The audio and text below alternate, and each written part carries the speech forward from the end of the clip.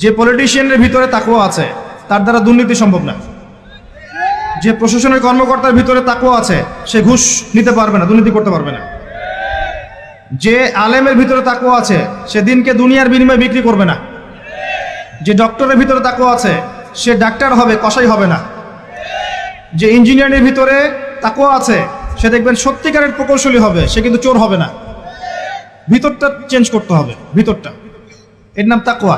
ভিতরটা চেঞ্জ করবে একটা জিনিস, আল্লাহর ওহী, কোরআন এবং সুন্নাহ, ইসলাম। এটা আপনার ভিতরকে পরিবর্তন করবে।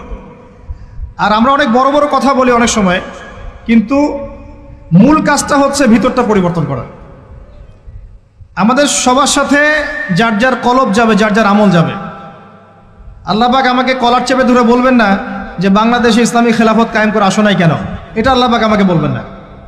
আল্লাহ পাক বলবেন তোমাকে যে দায়িত্ব দিয়েছিলাম ওই দায়িত্ব ঠিকঠাক